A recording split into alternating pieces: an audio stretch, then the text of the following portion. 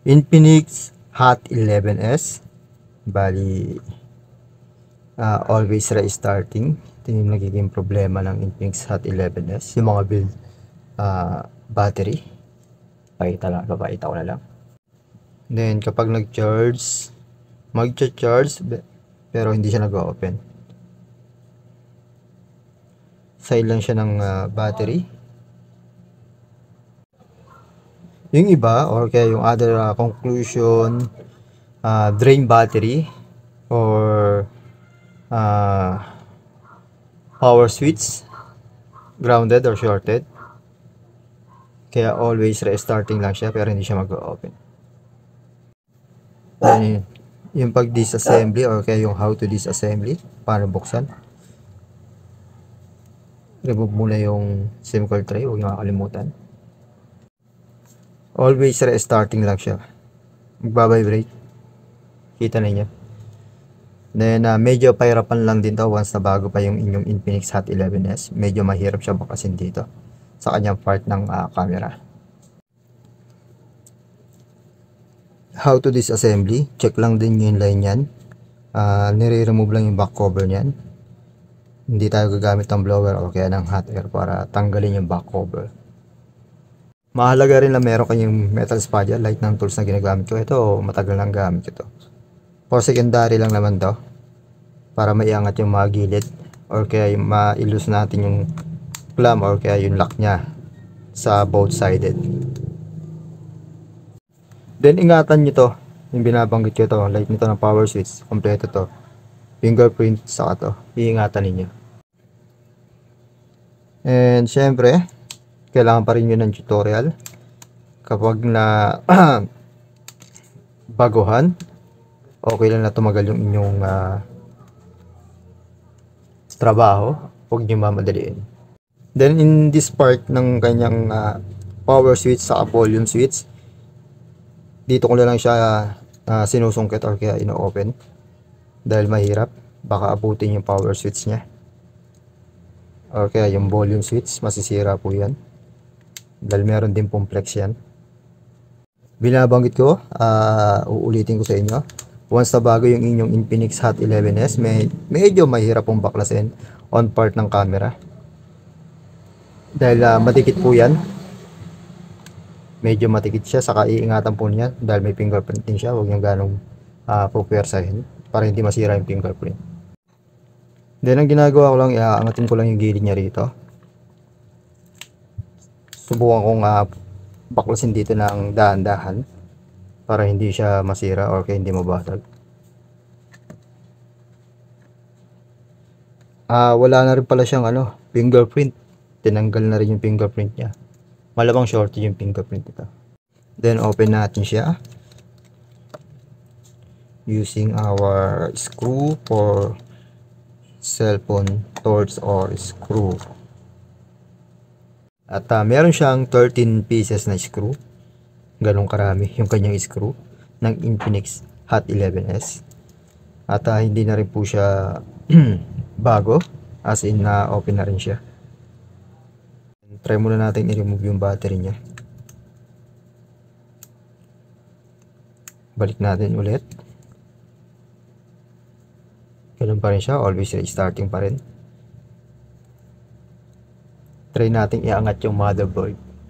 Meron pa rin siyang screw sa motherboard ng 2 pieces. Silver color siya. Then iangat lang natin yung motherboard para hindi siya subukan natin ignore yung yung power switch. I-charge natin para makita ninyo.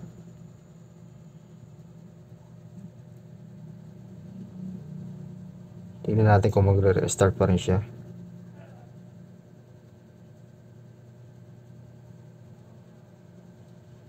Hintayin natin mag-charge o kaya magkarga.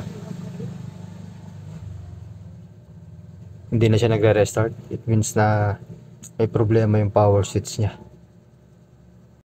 Lalagyan ko ng paper yung ilalim, connection ng power switch para hindi siya mag ground or kaya magdikit. At hintayin natin mag-charge. Hindi naman siya nagre-restart dahil kanina is once na charge natin siya nagre-restart. Check na lang din natin kung mag-charge siya. Okay, magkakarga. Hintayin lang natin ng ilang minutes. Lumabas na, nag-pop up na yung kanyang battery indicator, 44%. Check natin ulit. Charge natin. Yung problema niya kanina, charge natin, nag-ano lang siya, nagre-reboot lang siya. Hindi siya directly nag-charge. Then now normal na yung kanyang charging. It means na power switch yung problema. Charging niya 44%. Hihintayin lang din natin. Tingnan natin na kung mag-a-add siya o kaya mag-dadagdag. 45%. Means na nagdagdag na siya. Kaya ang gagawin ko na lang is yung power switch. Then ni-remove ko na yung kanyang motherboard.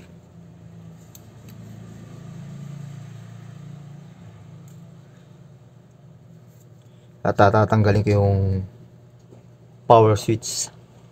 Paano ba yung forma ng power switch? Nasaan yung power switch? Ito yung volume up, ito yung volume down. Ito yung power switch niya. Kaya siya nag-automatic restart o kaya hindi siya nag-open dahil grounded dito sa power switch. Yung iba naman ang ginagawa, nililinis. Cleaning lang. Using ng cotton buds saka ng la thinner o kaya kung alcohol meron kayo. Walang la thinner. Yung alcohol is tatagal lang nyo ba? Kailangan nyo patuyuin. Huwag din nyo kung ganong mamadaliin. Dahil matagal matuyo.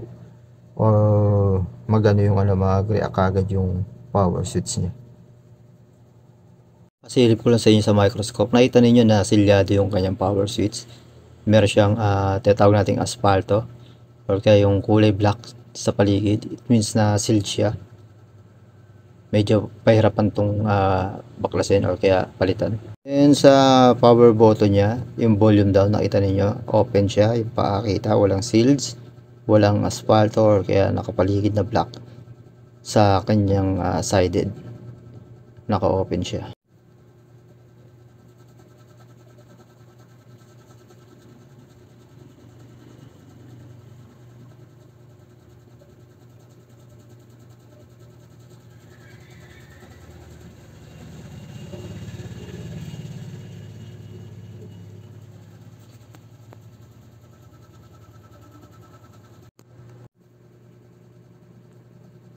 Ngayon yung forma niyan.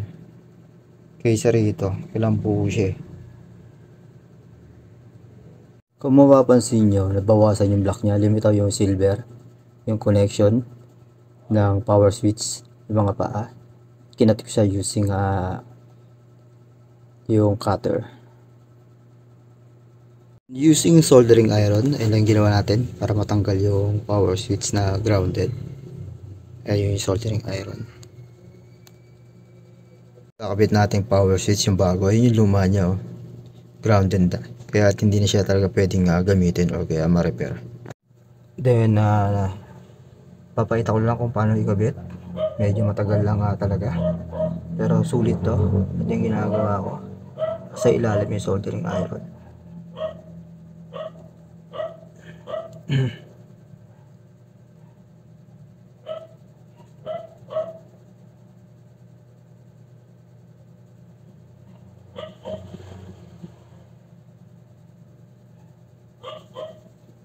Medyo tiyagaan lang to. Kakabit nung switch.